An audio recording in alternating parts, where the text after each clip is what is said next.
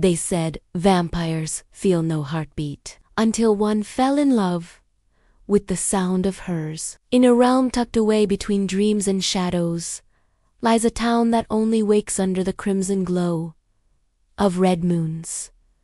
By day, it's a silent, slumbering village, but when the blood moon rises, the streets fill with art, music, and whispered secrets. At the very edge of this town, in a forgotten, lonely tower, lived Varen. He was a vampire, a creature of the night who had spoken a single word to another soul in over a century. His nights were a silent vigil, watching the stars fade into the dawn, each sunrise a reminder of his eternal solitude. But one night, everything changed. He saw her, a young woman, sitting by the river, her paintbrush dancing across a canvas, capturing the moonlight itself. Her name was Lyra.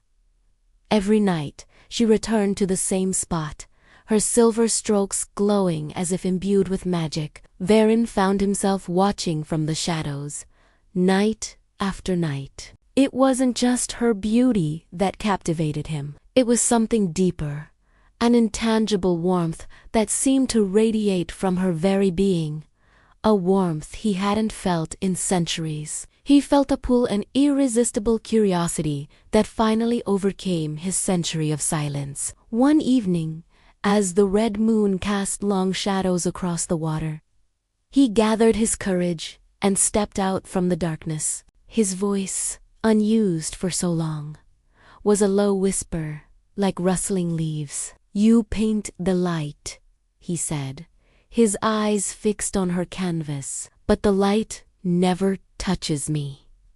Lyra wasn't startled. She simply looked up, her smile as soft and gentle as the moonlight she was painting. "Then maybe my brush will," she replied, her voice a melody that cut through his eternal quiet. That was the beginning. From that night on, Varen became her silent muse. He would sit for her, a stoic figure draped in shadow, while she painted.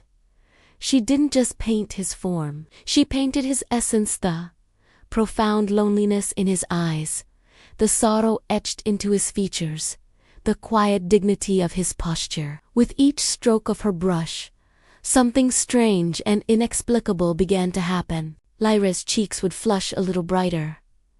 The beat of her heart seemed to grow a little stronger, more vibrant, echoing in the stillness of the night.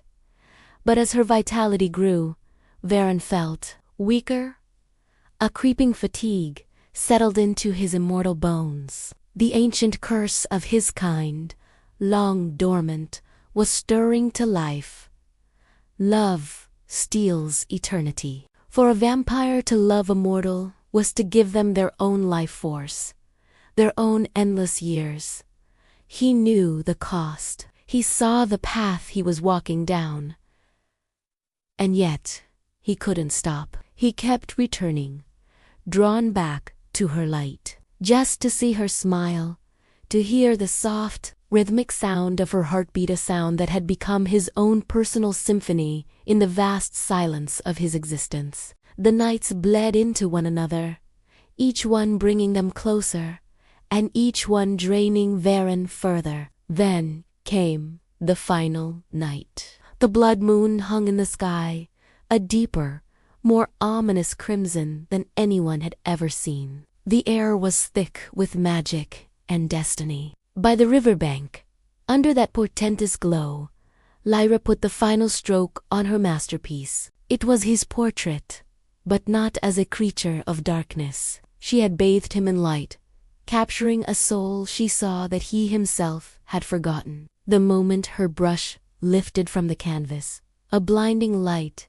erupted from it. Varen cried out, a sound of both pain and release, and fell to his knees. His immortal form began to unravel, his veins turning to shimmering dust, his eternity dissolving into the night air. Lyra rushed to him, catching him as he collapsed. Her tears, shining like glass beads in the moonlight, fell onto his fading face. He looked up at her, his once piercing eyes now soft and full of an emotion he had only just learned. "I would give my eternity," he whispered, his voice barely audible, "for one single lifetime with you."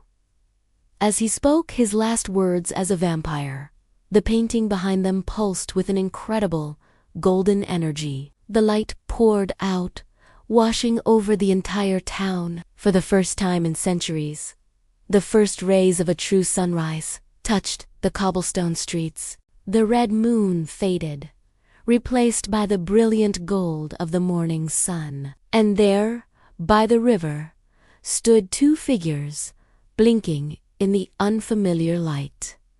Not a vampire and a mortal, not a creature of shadow and a child of the sun, but two souls, finally human, finally alive, ready to face their first day together. Sometimes, love doesn't just break curses, it rewrites them entirely.